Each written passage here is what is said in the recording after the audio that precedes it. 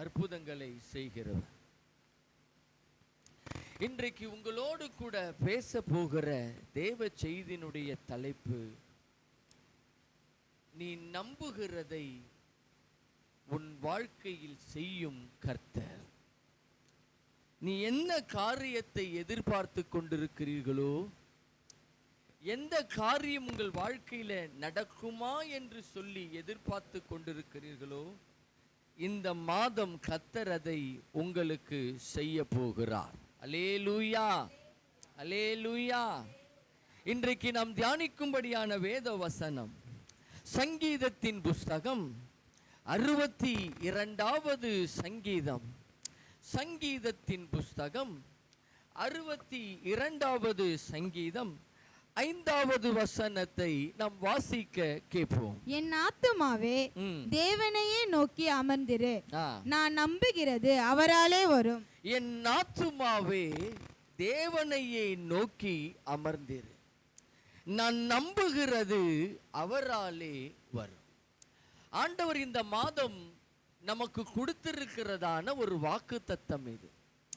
நீங்கள் எந்த காரியங்களை எதிர்பார்த்து கொண்டிருக்கிறீர்களோ, இந்த மாதம் கர்த்தர் அதை நமக்கு நிறைவேற்றி தரப்போகிறார். அப்போ தெய்வம் சொல்லுகிற அந்த காரியங்களை, தேவன் நம்முடைய வாழ்க்கையில் செய்ய வேண்டும் என்று தீர்மானித்து வைத்திருக்கிற காரியங்களை நாம் பெற்றுக்கொள்ள வேண்டும் என்று சொன்னாலோ, அல்லது அவரிடத்தில் இருந்து அதை நாம் வாங்கிக் கொள்ள வேண்டும் என்று சொன்னாலோ, தேவனாகிய கர்த்தர் எதிர்பார்க்கிற எதிர்பார்ப்புகள் உண்டு. அந்த எதிர்பார்ப்பை அவர் சொல்லிவிட்டுத்தான் அவரிடத்தில் இருந்து எப்படி காரியங்கள் நீ பெற்றுக்கொள்ளுவாய் என்பதையும் அவர் அங்கே சொல்லி இருக்கிறார். வேதத்தில் என் ஆத்துமாவே தேவனையே நோக்கி அமர்ந்திரு என்று எழுதப்பட்டிருக்கிறது. அப்படின்னா தேவனாகிய கர்த்தர் எதிர்பார்க்கிற எதிர்பார்ப்பு என்ன? நீ எப்பொழுதும் அவர் சமூகத்தில் காத்திருக்கணும். எப்போதும் அவரோடு கூட ஒரு ஐக்கியம், ஒரு நெருக்கம், ஒரு தேவனோடு கூட எப்பொழுதுமே ஒரு உறவாடுகிற ஒரு அனுபவம் இருக்க வேண்டும் என்று அவர் விரும்புகிறார். அந்த விருப்பத்திற்குள் நாம் காணப்படும் பொழுதுதான் வேதம் சொல்லுகிறது, நீ நம்புகிறது. நீ என்ன அவர்கிட்ட எதிர்பார்த்துக்கிட்டு இருக்கிற, எந்த காரியம் உன் வாழ்க்கையில நடக்க வேண்டும் என்று நீ யோசித்துக் கொண்டிருக்கிறாயோ, அது அவரிடத்திலிருந்து நீ பெற்றுக்கொள்ள வேண்டும் என்று சொன்னா அவர் விருப்பத்தின்படி நீ நடக்கணும். அல்லேலூயா, அல்லேலூயா.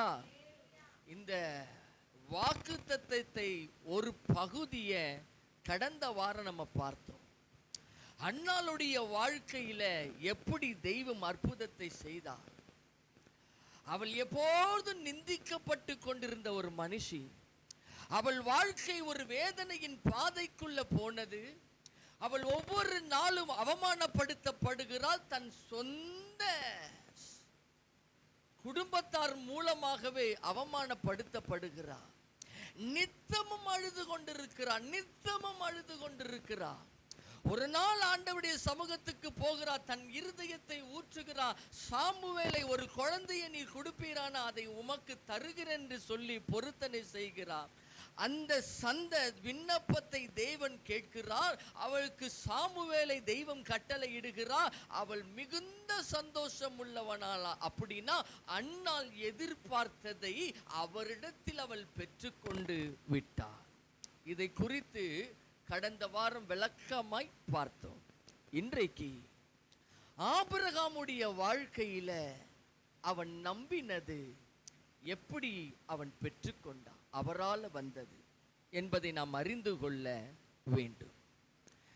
ஆதியாகமத்தின் புஸ்தகம் 12வது அதிகாரம், ஆதியாகமத்தின் புஸ்தகம் 12வது அதிகாரம் 1வது வசனத்தை நாம் வாசிக்க கேட்போம். கர்த்தர் ஆபிரகாமை நோக்கி, கர்த்தர் ஆபிரகாமை நோக்கி, நீ உன் தேசத்தையும் உன் உன் இனத்தையும் உன் தகப்பனுடைய வீட்டையும் விட்டு புறப்பட்டு, உன் தகப்பனுடைய வீட்டையும் விட்டு புறப்பட்டு, நான் உனக்கு காண்பிக்கும் தேசத்துக்கு போ. நான் உனக்கு காண்பிக்கிற தேசத்திற்கு போ என்று ஆண்டவர் சொல்லுகிறார். இவர் போ என்று சொல்லுகிறது மாத்திரமல்ல, அவனுக்கு ஒரு வாக்கு தத்தத்தையும் தெய்வம் தருகிறார். எப்படிப்பட்ட ஒரு வாக்கு தத்தம்?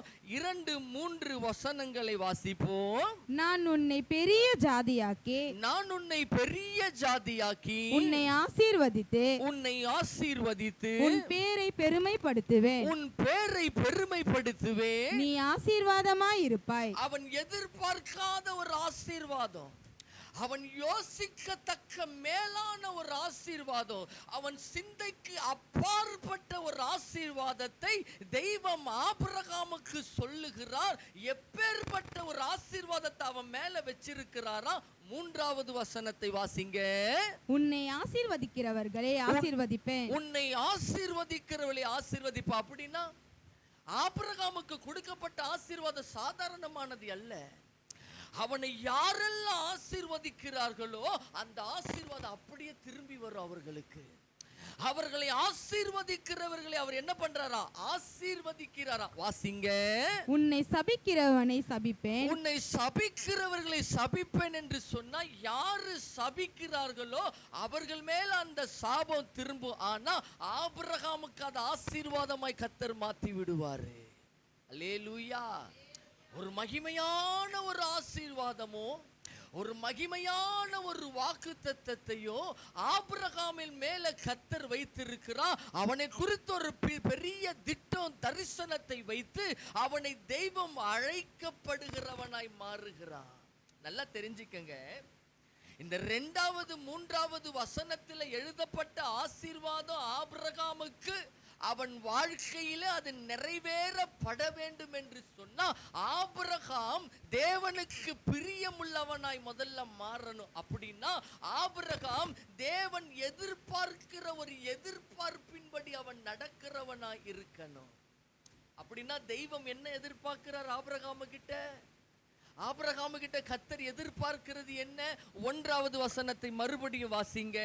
கர்த்தர் ஆபிரகாமை நோக்கி, அதுதான் அவருடைய எதிர்பார்ப்பு. இப்ப சொல்றாரு, கர்த்தர் ஆபிரகாமை நோக்கி என்று எழுதப்பட்டிருக்குது. அப்படின்னா அவர் எதிர்பார்ப்பை இப்பொழுது ஆபிரகாமு கிட்ட சொல்றாருன்னு அர்த்தம். அவருடைய எதிர்பார்ப்பு என்ன? வாசிங்க. நீ உன் தேசத்தையும் உன் இனத்தையும் உன் தகப்பனுடைய வீட்டையும் விட்டு புறப்பட்டு நான் உனக்கு காண்பிக்கும் தேசத்துக்கு போ. ஒரு குறிப்பிட்ட ஒரு தேசத்தை சொல்லல, இந்த தேசத்துக்கு போ என்று தான் சொல்லுகிறாரே தவிர ஒரு குறிப்பிட்ட ஒரு தேசத்துல போய் தங்குன்னு சொல்லல. அப்படின்னா ஆபிரகாமுடைய சிந்தை எப்படி இருந்திருக்கணும்? இந்த காரியத்தை தெய்வம் சொல்லும் பொழுது ஆபிரகாமுக்கு தேவன் யாருன்னே தெரியாது. புறஜாதியில வாழ்ந்து கொண்டிருந்த ஆபிரகாமை தெய்வம் சந்திக்கிறாரு, அவனுக்கு தரிசனமாகிறாரு, அவனோடு கூட தெய்வம் இடைப்படுகிறார். அந்த சத்தத்தை அவன் கேட்கிறான், அந்த தரிசனத்தை அவன் அறிந்து கொள்ளுகிறான்.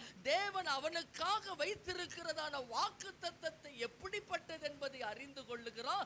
தேவத்தினுடைய விருப்பம், தேவன் அவனிடத்தில் எதிர்பார்க்கிற எதிர்பார்ப்பு என்னதென்பதை அவன் தெரிந்து கொள்ளுகிறான். அதை எப்படி நிறைவேற்றுகிறது?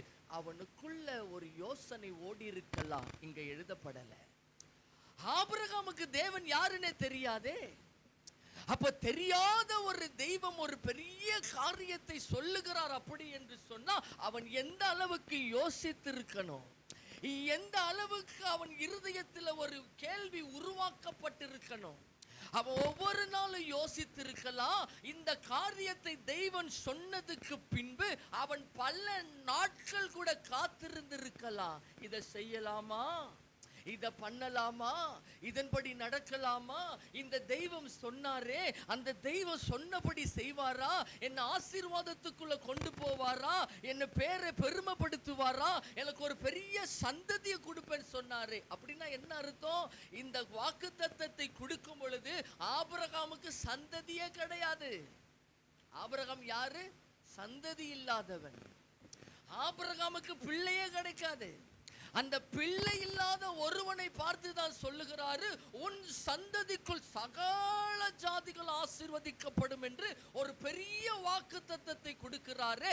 அந்த நம்பிக்கை அவனுக்கு வரணும். முதல்ல நல்லா தெரிஞ்சுக்கங்க, நான் நம்புகிறது அவராலே வரும் என்று சொன்னா அந்த நம்பிக்கை முதல்ல அவர் மேல உனக்கு வரணும்.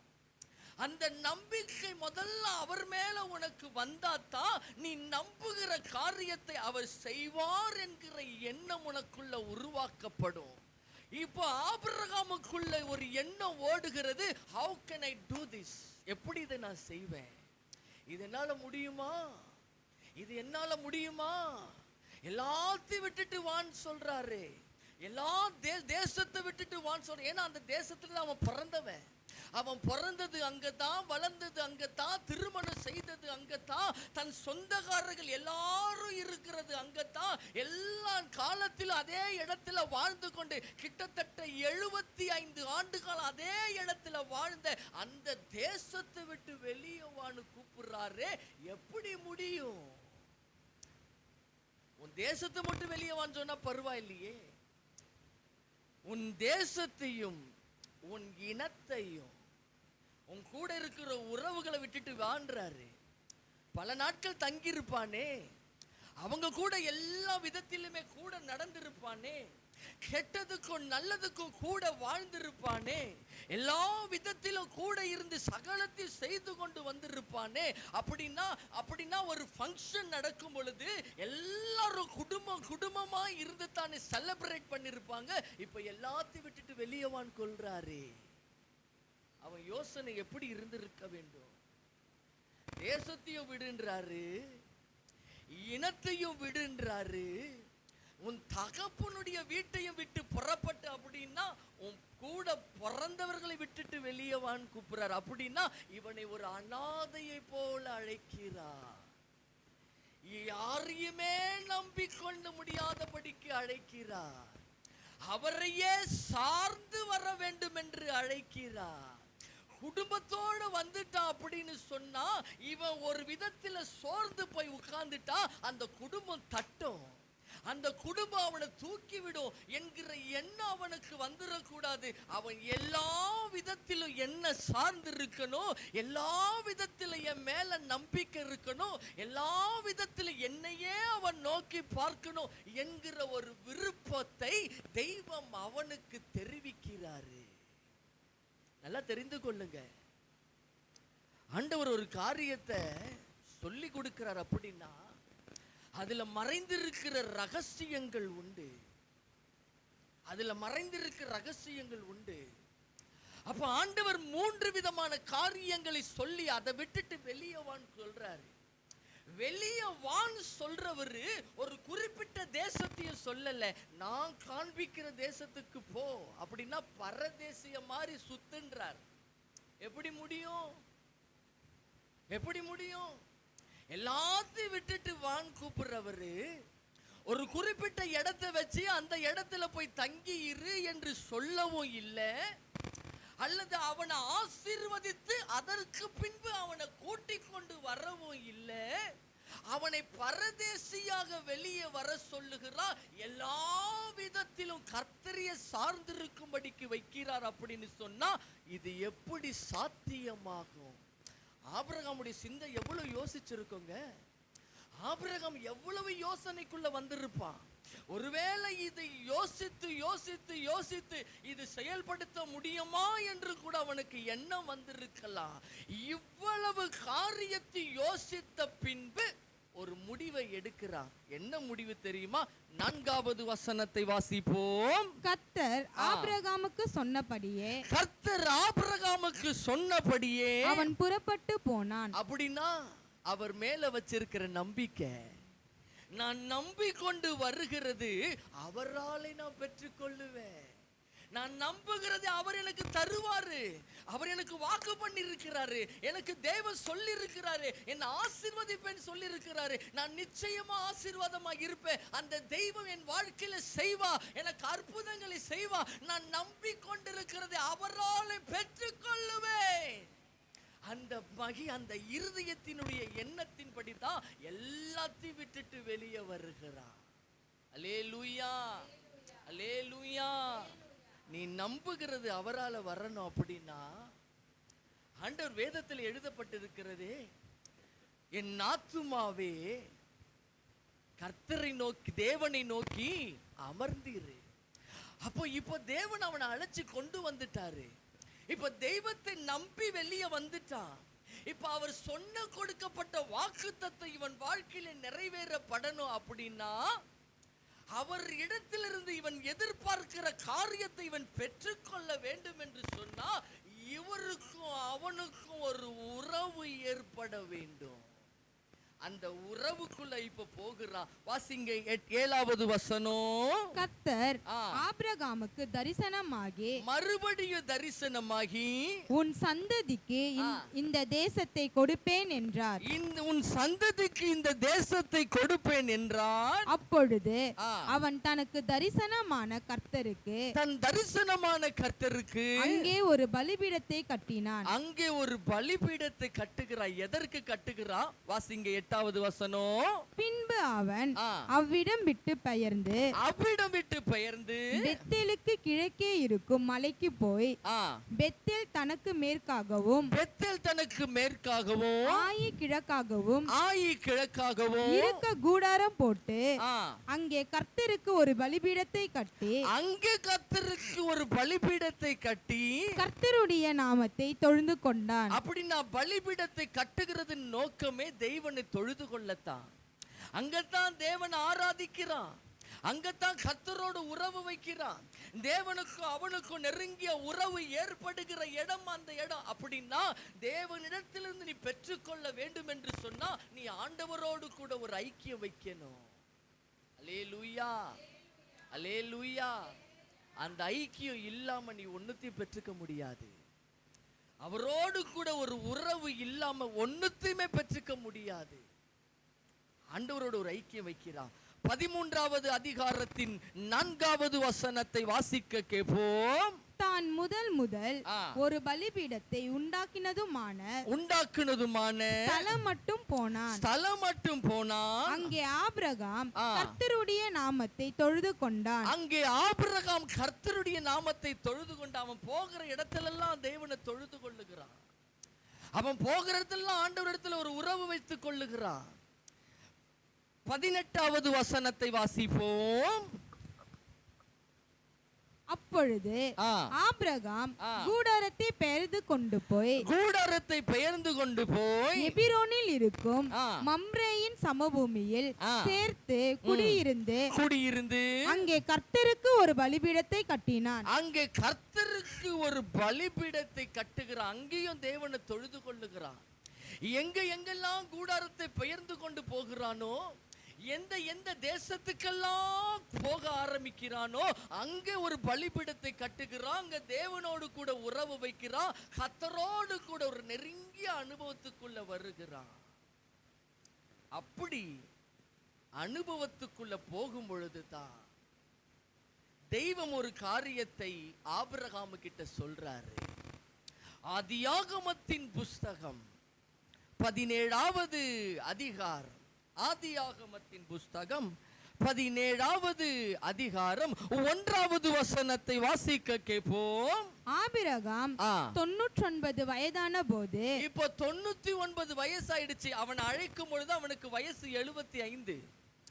இப்ப பல வருஷங்கள் கழிந்து போய்விட்டது. இப்ப 99 வயசு ஆபிரகாமுக்கு உண்டாக்கப்படுகிறது. வாசிப்போம். கர்த்தர் ஆபிரகாமுக்கு தரிசனமாகி நான் சர்வ வல்லமையுள்ள தேவன், நான் சர்வ வல்லமையுள்ள தெய்வம், நீ எனக்கு முன்பாக நடந்து கொண்டு உத்தமனாயிரு, எனக்கு முன்பதாக நடந்து உத்தமனாய் இரு. ஏன் அந்த உத்தமத்துக்குள்ள அவன் வர வைக்கிறாரு?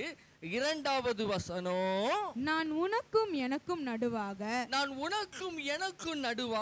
என் உடன்படிக்கையை ஏற்படுத்தி உன்னை மிகவும் திரளாய் பெருக பண்ணுவேன் என்றார். உன்னை மிகவும் திரளா பெருக பண்ணுவேன். கொடுக்கப்பட்ட ஆசீர்வாதம் அவன் மேல செயல்படணும். அப்படின்னா என்ன அர்த்தம்? இப்ப வரைக்கும் அந்த ஆசீர்வாதத்துக்குள்ள ஆபிரகாம் வரலன்னு அர்த்தம். ஆபிரகாமுக்குள்ள அந்த ஆசீர்வாதம் இறங்கி வரணும். அந்த ஆசீர்வாதத்தை நம்பித்தான் வருகிறான். நான் விரும்பினது அவரால் பெற்றுக்கொள்ளுவேன் என்கிற நம்பிக்கையோடு கூட தான் வருகிறான். இப்ப 99 ஆண்டு காலம் ஆய்விட்டது. அவனுக்கு 99 வயசு. இப்ப ஆண்டவர் அவனுக்கு தரிசனமாகிறாரு, அவனோடு கூட உடன்படிக்கை பண்ணுகிறார். அந்த உடன்படிக்கை என்ன? 5வது வசனம் வாசிப்போம். இனி உன் பேர் ஆபிரகாம் எண்ணப்படாமல் நான் உன்னை திரளான ஜாதிகளுக்கு தகப்பனாக ஏற்படுத்தினபடியால் உன் பேர் ஆபிரகாம் என்னப்படும். உன் பேரை மாத்தி வைக்கிறப்பான்னு சொல்றாரு. ஏன்னா நீ ஒரே ஒரு பிள்ளை பிறக்க போறது இல்ல.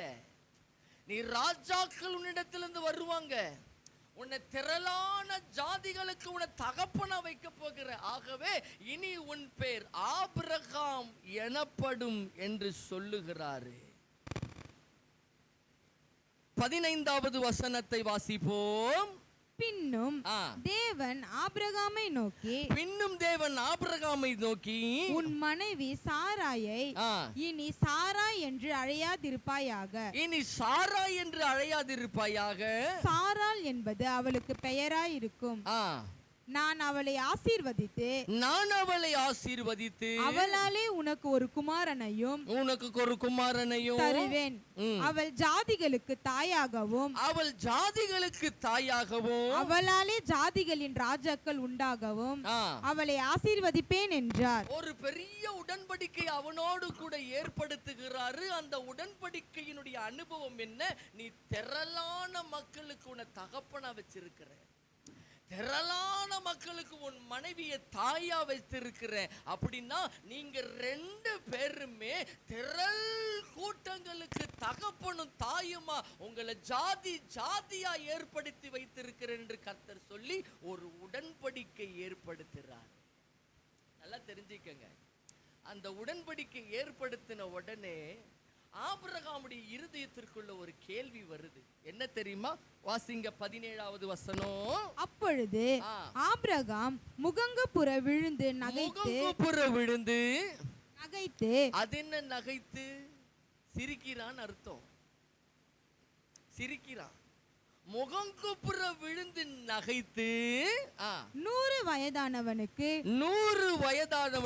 பிள்ளை பிறக்குமா? நீங்க என்ன கூப்பிடும் போது வயசு 75. இப்ப எனக்கு 100 கிட்ட வந்துருச்சு. 99 பக்கத்துல வந்துட்டேன் நான். இன்னும் கொஞ்ச நாள் போச்சுன்னா எனக்கு 100 வயசு ஆயிடும். பிள்ளை பிறக்குமா? நான் நம்பி இருந்தனே, அது வருமா? எனக்கு நான் நம்புகிற காரியம் எனக்கு வருமா? ஆண்டவர்கிட்ட ஆபிரகாம் கேள்வி கேட்கிறான். நான் நம்பிக்கொண்டிருந்தேன், எனக்கு வாக்கு கொடுத்தீங்களே, நான் உன்னை பெரிய ஜாதி ஆக்குவேன், உன் ஜாதி உன்னுடைய சந்ததி நிமித்த சகல ஜனங்கள் ஆசீர்வதிக்கப்படும் என்று சொல்லி ஒரு பெரிய வாக்கு தத்தம் கொடுத்தீங்களே, நீங்க செய்வீங்கன்னு சொல்லி நான் காத்து கொண்டிருக்கிறேன். இப்போதும் என் கூட ஒரு உடன்படிக்கை பண்ணிக்கிட்டு இருக்கிறீங்க. ஆனா அந்த உடன்படிக்கை நடக்கும் பொழுது கூட அப்பான்னு கூப்பிட எனக்கு பிள்ளை இல்லையே. உடன்படிக்கை அவர் என்ன செய்யறாரு? திரளான ஜாதிகளுக்கு இவன் தகப்ப, அப்பான்னு கூப்பிட பிள்ளை கிடையாது. ஆனா அவனை தான் தகப்பனா வைக்கிறேன்னு சொல்றாரு. நல்லா தெரிந்து கொள்ளுங்க. வாசிங்க தொடர்ந்து. 90 வயதான சாராள் பிள்ளை பெறுவாளோ? வாசிப்போம். என்று தன் இருதயத்திலே சொல்லிக்கொண்டு, தன் இருதயத்திலே சொல்லிக்கிற. அப்படின்னா அவன் இருதயத்துல ஒரு எண்ணம் ஓடுது, நான் நம்புறது வருமா? நான் நம்பிக்கிட்டு தானே இருக்கிறேன். எனக்கு வாக்கு கொடுத்திருக்கிறாரு, உன்னை பெரிய ஜாதியாக்குவேன்னு சொல்லி இருக்கிறாரு, உனக்கு ஒரு சந்ததியை உருவாக்குன்னு தானே சொன்னாரு. எனக்கு வயசாயிடுச்சு, இது நடக்குமா? எனக்கு என் மனைவிக்கு 80 வயசு ஆயிடுச்சு, அவ 90 வயசு கிட்ட தாண்டிட்டா, அவளுக்கு எப்படி பிள்ளை பிறக்கும்? ஏன்னா கர்ப்பம் செத்து போச்சு. எப்படி நடக்கும் இது? தன் இருதயத்தில் எண்ணிக்கொண்டிருக்கிறா, தன் இருதயத்தில் எண்ணிக்கொண்டிருக்கிறா. இது நடக்குமா, இது நடக்குமா, இது நடக்குமா என்று சொல்லி என்ன கொண்டு வருகிற அவனோடு கூடத்தான் அவர் என்ன உடன்படிக்கை பண்ணினாரோ அதை நிறைவேற்றுறார். அல்லேலூயா. கர்த்தர் உனக்கு சொல்லிட்டாரா, சொன்னது சொன்னதுதான். அதை மாற்றவே மாட்டாரு, அதை மாற்றவே மாட்டாரு. நீ ஆயுசு நாட்கள் முடிகிற வரைக்கும் கர்த்தர் சொன்ன வாக்கு தத்தத்தை உன் வாழ்க்கையில நிறைவேற்றிய தீர்வார். ஒருவேளை உன் ஆயுசு நாட்கள் முடிகிற சின்ன நாட்கள் தான் இருக்குது, அந்த நாட்கள்ல கூட உனக்கு நிறைவேற்றி தான் உன்னை சந்தோஷமா மேல அனுப்பிச்சு வைப்பாரு. அல்லேலூயா, அல்லேலூயா. தெய்வம் சொன்னது தாங்க, அதுல எந்த ஒரு மாற்றமும் கிடையாது. அவன் ஆசீர்வதிக்கிறேன்னு சொன்னாரு, அவனுக்கு சந்ததியை உருவாக்குன்னு சொன்னாரு, உன் மனைவி ஒரு பிள்ளைய பெறுவான்னு சொன்னாரு. எப்படி நடக்கும்னு கேள்வி கேட்டானே, இது எப்படி பெற்றுக்கொள்ளுவன் கேள்வி கேட்டானே, அவன் நம்பினது அவரால தான் வரும். அல்லேலூயா. எப்படி வந்துச்சு? ஆதியாகமத்தின் புஸ்தகம் 21வது அதிகாரம், ஆதியாகமத்தின் புஸ்தகம் 21வது அதிகாரம் 1-2 வசனங்களை வாசிப்போம். கர்த்தர் தாம் சொல்லியிருந்தபடி, கர்த்தர் தாம் சொல்லியிருந்தபடி சாராள் பேரில் கடாட்சமானார். கடாட்சமாயிட்டார். அப்படின்னா அவர் சொல்லிட்டார்னா சொன்னதுதான், அதை மாற்றவே மாட்டார். சில நேரத்தில் நம்ம கூட அதை மறந்துடுவோம், சில நேரத்தில் நம்ம கூட யோசிப்போம், நடக்குமா? ஆபிரகாம போல நம்ம இருதயத்துக்கு நம்ம என்ன பண்ணிப்போம், யோசிக்கிட்டே இருப்போம், இது நடக்குமா நடக்குமா நடக்குமா. ஆனா தெய்வம் சொல்லிட்டார்னா அதை மாற்றவே மாட்டாரு. அல்லேலூயா, அல்லேலூயா. கர்த்தர் தாம் சொன்னிருந்தபடியே சாராள் பேர் கடாட்சமானார். கர்த்தர் தாம் உரைத்தபடியே, கர்த்தர் தாம் உரைத்தபடியே சாராளுக்கு செய்தருளினார். அவர் செய்தறின். அப்படின்னா அவன் நம்பிக்கொண்டிருந்த காரியம் அவரால தான் வரும், அவரால தான் வருகிறது. இப்ப அவர்தான் அவனுக்கு கடாட்சம் பண்ணுகிறாரு. வாசிங்க 2. ஆபிரகாம் முதிர் வயதாய் இருக்கையில், ஆபிரகாம் முதிர் வயதில், அப்படின்னா 100 வயசாயிடுச்சு ஆபிரகாமுக்கு. 75 வயசுல அவர் நினைச்சா கொடுத்திருக்கலாம், வெளியே கூப்பிட்டு வந்து உடனே கூட அவன் என்ன பண்ணிருக்கிறான், சாராளுக்கு ஒரு பிள்ளைய கொடுத்திருக்கலாம். ஆனா அவர் செய்யலையே. ஏன்? இதுல ஒரு பெரிய ரகசியம் இருக்கு. ஒவ்வொரு காரியத்தையும் நீங்க தெரிஞ்சுக்கணும். நீங்க எந்த அளவுக்கு அவர் சொல்லுகிற வார்த்தையை நம்புகிற என்பதை அவர் முதல்ல பார்ப்பார். நீ எந்த அளவுக்கு அவர் மேல ஒரு விசுவாசம் வச்சிருக்கிற, எந்த அளவுக்கு அவர் மேல ஒரு அன்பு வச்சிருக்கிற, எந்த அளவுக்கு அவரையே நீ நம்பிக்கொண்டு சார்ந்து கொண்டிருக்கிறாய் என்பதை தெய்வம் கவனிப்பா. அப்படின்னா ஆபிரகாமுடைய விசுவாசம் அடிக்கடிக்கு தளர்ந்து போயிடுச்சுன்னு அர்த்தம். 25 ஆண்டு கால ஆபிரகாமை தெய்வம் பார்த்துக்கிட்டு வராரு. அடிக்கு அடிக்கு அடிக்கு அடிக்கு விசுவாசம் சோர்ந்து போகுது. அது எப்படி சோர்ந்து போச்சு உங்களுக்கு நான் அடுத்த வாரம் எடுப்பேன், அதையும் தெரிஞ்சுக்கணும். எப்படி எல்லாம் சோர்ந்து போகுது, இன்னைக்கு நம்ம விசுவாசம் எப்படி சோர்ந்து போகுது, சோர்ந்து போகிற அனுபவம் என்ன? நம்ம ஆதியாகமம் 17:19 வாசிச்சோமே, இது எப்படி நடக்கும், இது எப்படி நடக்கும்? எனக்கு வயசு 99, அவளுக்கு வயசு 90 ஆயிடுச்சே, அவ பாதி கிழவியா மாறிட்டா, எப்படி நடக்கும்? அதுக்கு பேரு அவிசுவாசம் என்று வேதம் சொல்லு. இது எப்படி நடக்கும் என்று யோசித்து அந்த நிமிஷமே தெய்வம் வைத்திருக்கிற ஆசீர்வாதம் அப்படியே நிற்கும். நீ எப்பெல்லாம் அவ விசுவாசத்துக்குள்ள வருகிறியோ, எப்பெல்லாம் இது நடக்குமோ என்று யோசிக்கிறியோ, எப்பெல்லாம் கர்த்தர் கொடுக்கப்பட்ட வாக்குத்தத்தத்தை நீ விசுவாசிக்காம நம்பிக்கை இல்லாம பேச்சுகளை பேசிக்கொண்டு வருகிறாயோ, அப்பெல்லாம் அந்த ஆசீர்வாதம் நிற்கும். நீங்க பல நேரங்களில நம்ம நினைக்கிறது என்ன தெரியுமா? பிசாசு என் ஆசீர்வாதத்தை நிறுத்திடுறான் நினைக்கிறோம். ஆனா பல நாட்கள் உன் வாய் தான் உன் ஆசீர்வாதத்தை நிறுத்துது. தெரியுமா? பல ரகசியத்தை வேதத்தில் ஆண்டவர் எழுதி வைத்திருக்கிறார். நல்லா தெரிஞ்சுக்கங்க. இப்ப 90-100 வயசு ஆயிடுச்சு ஆளுக்கு. ஆண்டவர் அவனுக்கு ஒரு குமாரனை கொடுக்கிறார். ஆபிரகாம் முதிர்ந்த வயதால் இருக்கையில் சாராள் கர்ப்பவதியாகி தேவன் குறித்திருந்த காலத்தில் அவனுக்கு ஒரு குமாரனை பெற்றாள். அப்படின்னா தெய்வம் குறித்திருக்கிறதான ஒரு காலம், ஒரு நோக்கம் உண்டு. அல்லேலூயா. எல்லாத்தையும் எல்லா நேரத்திலும் ஆண்டவர் செய்ய மாட்டாரு. சிலருக்கு சில நேரங்களை வைத்திருப்பார், சில காலங்களை வைத்திருப்பார், சில நாட்களை வைத்திருப்பார், சிலருக்கு வருஷங்களை வைத்திருப்பார், சிலருக்கு மாதங்களை வைத்திருப்பார். அப்ப தேவனிடத்திலிருந்து நாம் நம்புகிற காரியம் அவரால் நம்ம பெற்றுக்கொள்ளணும். அப்படின்னா நீ அவரோடு கூட நெருங்கிய ஒரு உறவுக்குள்ள போகணும். அந்த உறவு எந்த அளவுக்கு உனக்கும் கர்த்தருக்கும் நெருக்கத்துக்குள்ள வருகிறோ, நீ நம்புகிறத அடுத்த நாளே கர்த்தர் செய்து கொடுப்பாரு. அல்லேலூயா, அல்லேலூயா, அல்லேலூயா. அதுதான் வேதம் சொல்லுகிறது. தேவன் குறித்திருந்த காலத்தில் அவனுக்கு ஒரு குமாரனை பெற்றாள். 3வது வசனம். அப்பொழுது ஆபிரகாம் தனக்கு சாராள் பெற்ற குமாரனுக்கு, தனக்கு சாராள் என்று பெற்ற குமாரனுக்கு ஈசாக்கு என்று பெயரிட்டான். ஈசாக்கு என்று பெயரிட்டார். அவர் சொன்னபடியே செஞ்சு முடிச்சிட்டாரு. அல்லேலூயா. இப்பதான் முக்கியமான காரியம். நான் நம்புகிறது அவரால். அவன் நம்பிக்கையோட வந்தா, கேட்டா, கொடுத்துட்டார். இப்ப அவன் தக்க வைத்துக் கொள்ளணும்.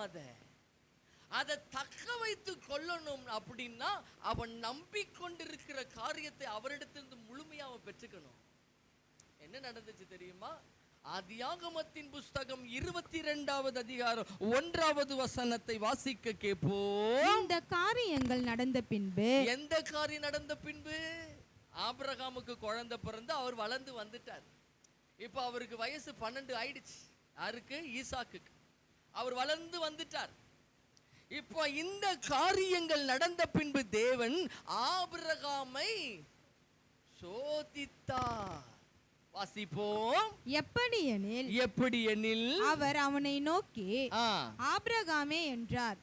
அவன் இதோ அடியேன் என்றான். இதோ அடியேன் என்றான். அப்பொழுது அவர் உன் புத்திரனும் உன் ஏகசுதனும் உன் நேசகுமாரனும் ஆகிய ஈசாக்கை நீ இப்பொழுது அழைத்துக் கொண்டு மோரியா தேசத்துக்கு போய் அங்கே நான் உனக்கு குறிக்கும் மலைகள் ஒன்றின் மேல் அவனை தகன பலியாக பலியிடு என்றார். அவனை பலியிட சொல்றாரு. அப்படின்னா இதுக்கு பேர் என்ன தெரியுமா? ஆசை காட்டி மோசம் பண்றதுன்னு அர்த்தம். அவனுக்கு பிள்ளை இல்லாம இருந்துச்சு, கர்த்தர் பிள்ளையை கொடுத்துட்டாரு. பிள்ளையை பெற்று வளர்த்துக்கிட்டு வருகிறான். அப்படின்னா ஆபிரகாம் அவன் மேல அன்பையே செலுத்திட்டான். அதனாலதான் அவர் இப்படி சொல்றாரு. என்ன சொல்றாரு அவர்? கவனிங்க. அவர் உன் புத்திரனும் உன் ஏகசுதனும் உன் நேசகுமாரனும் ஆகிய. நேசகுமார் அப்படின்னா தேவன் மேல வைத்திருந்த அன்பு இப்ப ஆபிரகாம் யாருக்கு ஈக்குவலா வச்சுட்டான்? பிள்ளைய தூக்கி வச்சுட்டான். அப்ப தேவனுக்கும் ஈசாக்குக்கும் ஈக்குவலான ஒரு அன்பை வெளிப்படுத்தி காண்பித்துக்கிட்டு இருக்கிறான். இவன் மேல முழு பாசத்தை செலுத்தி விட்டான் ஆபிரகாம். உன் நேசகுமாரனுமாகிய ஈசாக்கை பலியிடு. என்ன பண்ணு? பலி. 3வது வசனம். ஆபிரகாம் அதிகாலையில் எழுந்து தன் கழுதையின் மேல் சேணங்கட்டி தன் வேலைக்காரரில் 2 பேரையும் தன் குமாரன் ஈசாக்கையும் கூட்டிக்கிட்டு இப்ப என்ன பண்ற? ஆண்டவர் குறித்த இடத்துக்கு போகிறான். 4வது வசனம். 3ஆம் நாளில் ஆபிரகாம் தன் கண்களை ஏறெடுத்து பார்த்து தூரத்திலே அந்த இடத்தை கண்டான். அப்படின்னா 3 நாள் பிரயாணமா போய்கிட்டு இருக்கிறாங்க அந்த இடத்தை நோக்கி. 3 நாள் பிரயாணமாய் போய்கிட்டு இருக்கிறாங்க. ஆனா இந்த சம்பவம் சாராளுக்கு தெரியாது. சாராள் கிட்ட சொல்லி இருந்தான்னா நீ போய் சாவுன்னு தான் இருப்பான். நீ போய் பலியிடு, ஏன் என் பிள்ளைய கூட்டிக்கிட்டு போற? சாராளுக்கு சொல்லவே இல்லை. அவன் 3 நாள் பிரயாணம் ஓடுறது, கட்டை கிட்ட எல்லாம் வேலைக்காரன் எல்லாம் தூக்கிக்கிட்டு வந்துட்டான். இப்ப எல்லாத்தையும் கொண்டு போய்கிட்டு இருக்கிறான். குறிக்கப்பட்ட இடத்துக்கு வந்துட்டா அது பக்கத்துல நின்னு அவன் என்ன சொல்றான் வாசிங்க. 5வது வசனம். அப்பொழுது ஆபிரகாம் தன் வேலைக்காரரை நோக்கி நீங்கள் கழுதையை நிறுத்தி இங்கே காத்திருங்கள், நானும் பிள்ளையாண்டானும் அவ்விடம் மட்டும் போய் தொழுது கொண்டு உங்களிடத்துக்கு திரும்பி வருவோம் என்றான். திரும்பி வருவேன் சொல்லல, திரும்பி வருவோம் அப்படின்னா ஒரு நம்பிக்கை அவனுக்குள்ள இருக்குது. நான் நம்புகிறது அவரால் வரும். நான் நம்பிக்கிட்டு போயிட்டு இருக்கிறேன். அவர் தானே கொடுத்தாரு, கொடுத்தவர் வாங்குவாரா? அவர் தானே இவ்வளவு வருஷம் கழிச்சு என் பிள்ளைய கொடுத்தாரு. அப்போ அவர் எனக்கு நிச்சயமா இந்த பிள்ளையை திருப்பி கொடுப்பார். அந்த நம்பிக்கை ஆபிரகாமுக்கு இருந்துகிட்டே இருக்குது. முன்னாடி அதாவது பிள்ளை பெறுகிற வரைக்கும் இல்லாத நம்பிக்கை பிள்ளை பெற்றதுக்கு அப்புறம் அவனுக்கு தேவன் மேல ஒரு நம்பிக்கை வருது. என்ன? நான் நம்புகிறது அவரால். நான் நம்பிக்கையோட போறேன். நானும் என் பிள்ளையாண்டானோ அங்க போய் என்ன பண்றோம்? தொழுது கொண்டு நாங்கள் திரும்பி உங்களிடத்தில் வருவோம் என்று சொல்லிட்டு என்ன பண்றாங்க? ஏறி போகிறாங்க. எல்லாத்தையும் எடுத்துக்கிட்டு போய்கிட்டு இருக்கிறான். நடு இடத்துக்கு வருகிறான். தகன பலி எடுக்கிற இடத்துக்கு வந்துட்டான். வரும் பொழுது தம் பெத்த பிள்ளை ஒரு கேள்வி கேட்குது அவனை பார்த்து. என்ன கேள்வி? 7வது வசனத்தை வாசிப்போம். அப்பொழுது ஈசாக்கு தன் தகப்பனாகிய ஆபிரகாமை நோக்கி என் தகப்பனே என்றான். அதற்கு அவன் என் மகனே இதோ இருக்கிறேன் என்றான். அப்பொழுது அவன் இதோ நெருப்பும் கட்டையும் இருக்கிறது, தகன பலிக்கு ஆட்டுக்குட்டி எங்கே என்றான். எப்பா நீ ஆட்டுக்குட்டியை கீழே மறந்துட்டு வந்துட்டியா? கட்டையும் தூக்கிக்கிட்டே, நெருப்பையும் தூக்கிக்கிட்டே, கத்தியும் தூக்கிக்கிட்டே, எண்ணெயும் கூட்டிக்கிட்டு மேல வர்ற பாதி தூரத்துக்கு வந்துட்டோம். அப்ப அவனுக்கு ஒரு சந்தேகம் வருது, ஆட்டுக்குட்டி எங்க? ஆனா ஆபிரகாமுக்கு தான் தெரியும் இவன் தான் ஆட்டுக்குட்டின்னு. அப்ப ஆபிரகாமுடைய இருதயம் எப்படி உடைஞ்சிருக்கணும்? ஆபிரகாமுடைய இருதயம் எவ்வளவு ஏக்கத்துல இருந்திருக்கணும்? ஆபிரகாமுடைய இருதயம் எவ்வளவு கலங்கி போயிருக்கணும்? ஏன்னா பெத்த பிள்ளை கேக்குது, எப்பா ஆட்டுக்குட்டி எங்க? உன்னைத்தான் பலியிட போகிறேன்னு சொல்ல முடியாதே. ஆனாலும் அவன் இருதயத்துல ஒரு நம்பிக்கை. என்ன? நான் நம்புகிறது அவரால வரும். அவர்கிட்ட இருந்து எப்படியா நான் வாங்கிட்டு வந்துருவேன். நான் நம்பி போய்கிட்டு இருக்கேன். நிச்சயம் அவர் என்ன பிள்ளைய மறுபடியும் தருவார். ஒருவேளை அவரே பலி செலுத்திட்டாலும் அந்த பலியில இருந்தும் எனக்கு பிள்ளைய கொண்டு வந்து தருவாரு. அல்லேலூயா. ஏன்னா கேட்கிறது அவர்தானே, கொடுத்தது அவர்தானே. அப்ப அவருக்கு நான் கொடுக்கும் பொழுது நிச்சயமா செத்தாலும் உயிரோட எழுப்பி என் கையில கொடுப்பார். அந்த நம்பிக்கையோடு கூட ஆபிரகாம் போகிறான். கொண்டு போய் பலி செலுத்தும்படிக்கு பிள்ளைய வைக்கிறான், கட்டையை அடக்குறான். கத்திய தூக்கிட்டாளு. கத்திய தூக்குற வரைக்கும் காத்துக்கிட்டு இருக்க. ஆண்டவர் வார்த்தை சொல்லலையே, ஆண்டவர் ஒரு வார்த்தை கூட சொல்லலையே. ஆபிரகாமை கட்டைக்கு மேல பிள்ளைய வைக்கிற வரைக்கும் ஆண்டவர் சைலண்டா தானே இருக்கிறாரு. நிறுத்து அல்லது போதும் வேண்டாம் ஒரு வார்த்தை கூட சொல்லல. ஆனாலும் ஆபிரகாம் இருதயத்தில் ஒரு நம்பிக்கை. நான் நம்பிக்கிட்டு இருக்கிறேன் அவரால வரும். அவர்கிட்ட இருந்து பெற்றுக்குவங்க. அவர்கிட்ட இருந்து நான் எப்படி அது பெற்றுக்குவேன்? அந்த பிள்ளையை கொண்டு போய் வைத்து விட்டான். 9வது வசனத்தை வாசிக்க கேட்போம். தேவன் அவனுக்கு சொல்லி இருந்த இடத்துக்கு வந்தார்கள். அங்கே ஆபிரகாம் ஒரு பலிபீடத்தை உண்டாக்கி கட்டைகளை அடுக்கி தன் குமாரனாகிய ஈசாக்கை கட்டி அந்த பலிபீடத்தில் அடுக்கிய கட்டைகளின் மேல் அவனை கிடத்தினார். பலிபீடத்தின் கட்டைகள் மேல் அவனை கிடத்தினான். பின்பு ஆபிரகாம் தன் குமாரனை வெட்டும்படிக்கு தன் கையை நீட்டி கத்தியை எடுத்தான். அது வரைக்கும் God is waiting. பார்த்துக்கிட்டே இருக்கிறார். இவன் என்ன செய்யறா? என்ன நம்புறானா? என் மேல விசுவாசமா இருக்கிறானா? ஆண்டவர் வெயிட். சில நேரங்களில நீ தெய்வத்துக்கு கொடுக்க வேண்டிய மதிப்பு அல்லது அன்பை மாத்தி இன்னொருத்தர் மேல வச்சிட்டியா? ஆண்டவர் பாப்பாரு. நீ யாருக்கு முக்கியத்துவம் கொடுக்கிற? ஆண்டவருக்கா, உன் குடும்பத்துக்கா? இன்னைக்கு பல நேரங்களில ஆண்டவருக்கு கொடுக்க வேண்டியதான மதிப்பு, ஆண்டவருக்கு கொடுக்க வேண்டியதான காரியத்தை நம் மனிதர்களுக்கு செலுத்திக்கிட்டு இருக்கிறோம்.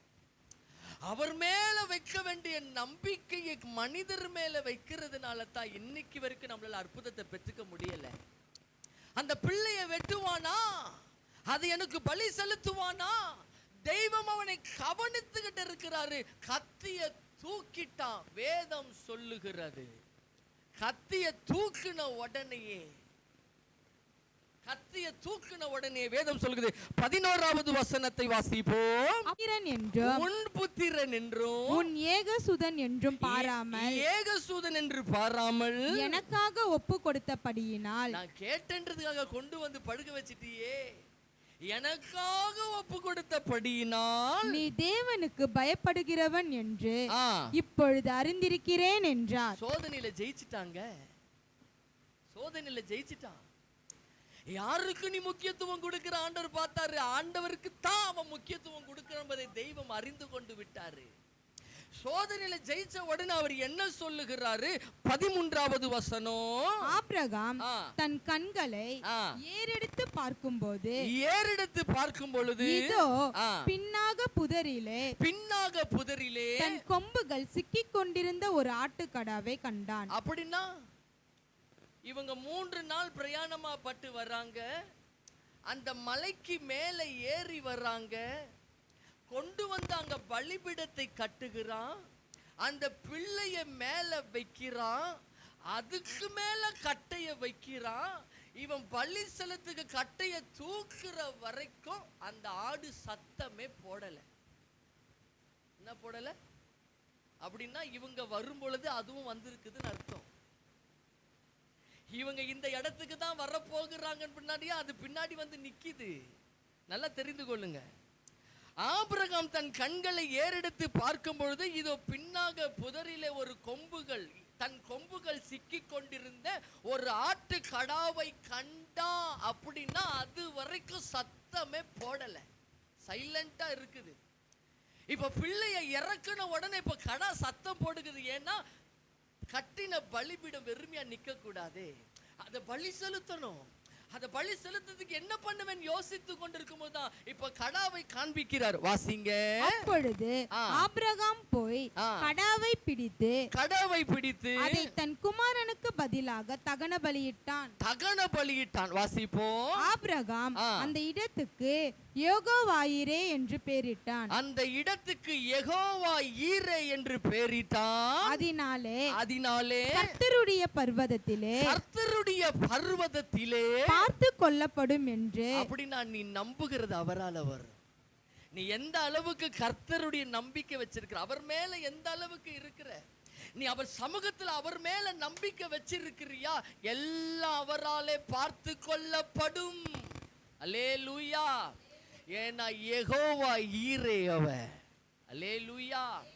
அவர் சந்நிதியில் எல்லாம் பார்த்து கொள்ளப்படும். அப்படின்னா நீ என்ன காரியத்தெல்லாம் யோசித்து கொண்டு இது என் வாழ்க்கையில நிறைவேறுமாய் நீ எண்ணிக் கொண்டிருக்கிறியோ அத்தனையுமே இந்த மாதம் தெய்வம் செய்வார். அல்லேலூயா, அல்லேலூயா.